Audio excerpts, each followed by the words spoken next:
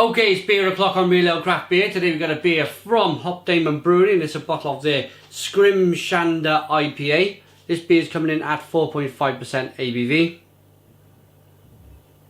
One of our users one of our followers on YouTube was kind enough to send us the beer. Thank you very much for that. Yeah, the beer apparently goes off July 2016. So it's got a year's sell-by date on this one.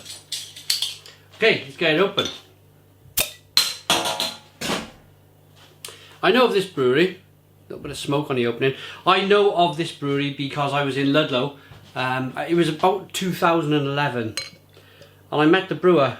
We judged together, we got on really well, kind of hit it off talking, and he said he was an owner of a brewery and I'd like to try his beers, and yeah, but it's taken 4 years, another 4 years for me to try his beers.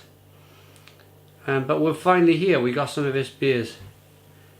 I think he was either from New Zealand or Australia, but he uses traditional Kentish hops in most of his beers. So we have a one finger tan, oh it's not tan coloured, it's a whitehead.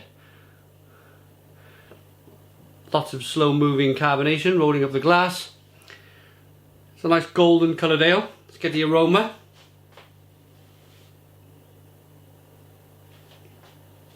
And it almost smells Kentish. It's almost got the aromas of Kent.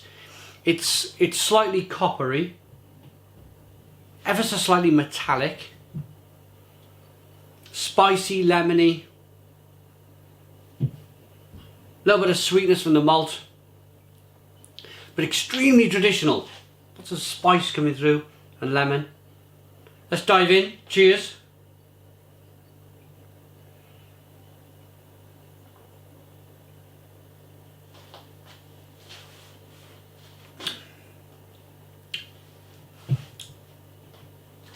Oh, actually,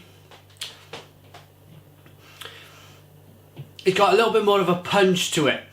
I was almost slightly disappointed. I was a little bit disappointed with the aroma. I was thinking, oh, it's just going to be another Kentish style ale. You know, it must be very, very popular down that way where it's just extremely traditional.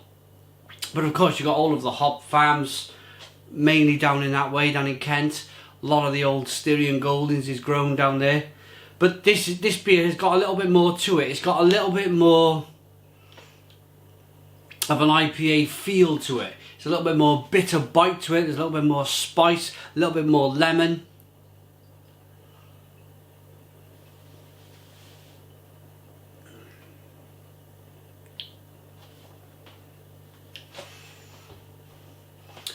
It's actually for a beer that's been brewed in traditional Kentish ways, it's very nice.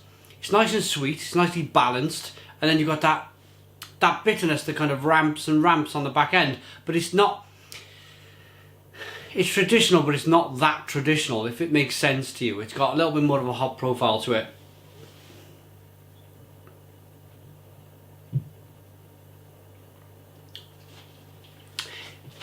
That little bit of kind of metallic taste, it slightly comes through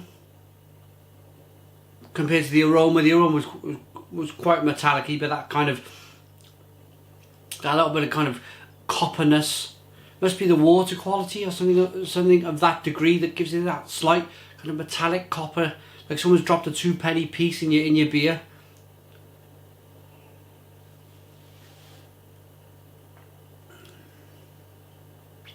But a nice malted barley taste, nice and sweet, nice and bready, nice mouthfeel, nice rolling carbonation on the tongue, pushes the beer on the inside of the mouth, releases them lovely hop profiles. The beer is very balanced.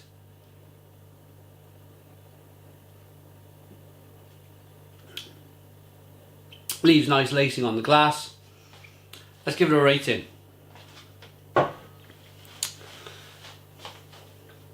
When I met him, I had a chat with him, the owner of the brewery, and he said to me, I said about, do you brew big kind of American style IPAs, especially being from, I think he's either from New Zealand or Australia, do you brew kind of beers with lots of Galaxy hops? And he said, no, don't want to do that.